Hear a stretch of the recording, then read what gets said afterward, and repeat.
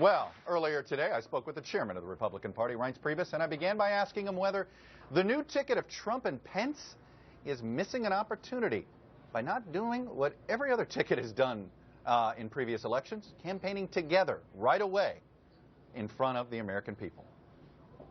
At least what I've been seeing on TV, they're everywhere, and I think that anything Trump does gets a lot of attention. I think he did yesterday. I thought that Mike Pence did a great job. I think he's he's a perfect pick, I think, for Donald Trump. He's a great complement to Donald Trump.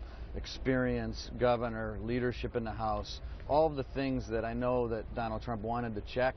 He did it, and I'm excited about next week. Does Mike Pence make it so that Monday night at this convention, where there could be, a Minority Report or some Never Trump stuff, does Mike Pence help calm that down, in your opinion? That's a good point. I really think it does. I mean, I know that there are some delegates that were slower to come around than others, but what I've heard from a lot of the delegates was a lot of praise about Pence. A lot of the conservatives were very happy about it. I know leadership in the House and the Senate very happy with the Pence pick. So it's good for Donald Trump. It's good for the party. It's good for our country.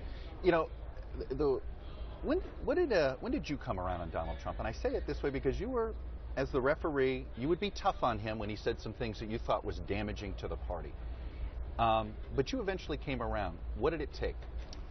Well, I mean, I think it took, number one, I really got to know Donald Trump. But number two, it's a binary choice. It's Hillary Clinton or Donald Trump. I mean, this silliness with Never Trump. I mean, who's your nominee, guys? Who's your VP? Who's raising money?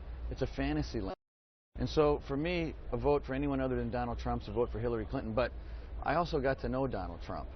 And the Donald Trump I got to know is a nice, gracious, I mean, quite frankly, even in private, listens, sometimes, pretty quiet. How come you don't see that guy in public? Because you're not the first person to say this.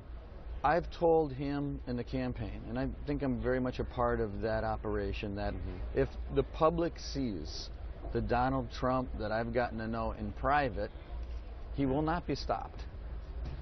But he doesn't ever present But I think what you're seeing with the Pence pick, I think the last few weeks have been very good for him.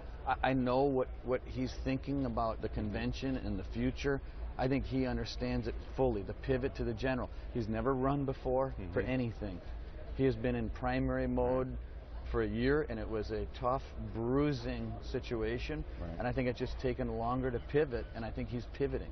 As you know, the autopsy report in 2013, I know you don't technically call it an autopsy, and it's fine, but it's been known as that, about why Mitt Romney lost. And you guys outlined a bunch of things having to do with, particularly with outreach to minorities, outreach to young voters.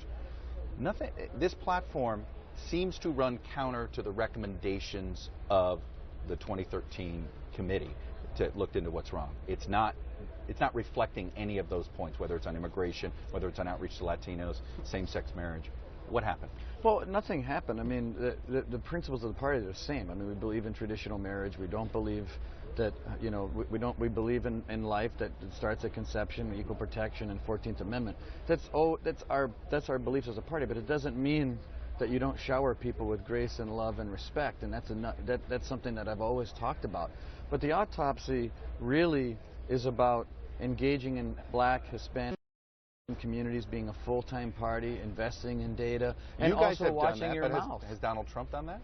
I think he's done much better at it. I think he's come around a lot since a few months ago, and I think he understands it. I know where his heart's at, I can tell you. And I think people are going to start seeing that. There's two things in the platform that make, and I'm curious if you're comfortable with it. There's one on a draft that says children raised in a traditional two-parent household tend to be physically and emotionally healthier, less likely to use drugs and alcohol, engage in crime, or become pregnant outside of marriage. The data and the facts lead to an inescapable conclusion that every child deserves a married mom and dad. It's implying that somehow children of same-sex couples are more likely to be addicts, to engage in crime. Do you mean to have it imply that? No. What I mean is that the best scenario for kids is a loving mom and dad. However, it doesn't mean at all that single parents, that same-sex parents, that any parent in America can't love a child and can't raise a child, and that child can't be successful and loved. I mean, so It doesn't mean that. It just means what the facts say. Look, like I said before, love, respect, dignity, but traditional values, and that's what our party's about. There are no Bushes speaking at this convention, no Mitt Romney, no John McCain, no living former Republican nominee is going to address this convention. The rising stars of the party, it's a who's who of people not coming here, whether it's Nikki Haley, Marco Rubio's doing a video address, he's not attending. You're not showcasing the best parts of your party. Are you disappointed in that? No, I don't know about that, Chuck. I mean, tomorrow night you're going to see Joni Ernst. You're going to see a lot of stars in our party. You see Scott Walker. You're going to see Ben Carson, Newt Gingrich. I mean, look, everyone has to make their own decisions, and it's not unusual that everyone doesn't speak at a convention. I'd love everybody. It is unusual not to have a Bush at the convention. Well, there was what didn't happen 4 years ago, Chuck. That's not true. The Bush family showed. There were members of the Bush family were here. Listen, I was chairman then. I actually don't remember that. Maybe I'm not going to. No, it's fine. But in 08, I know in St. Paul there was no President Bush in St. Paul. So, look, it's not uncommon.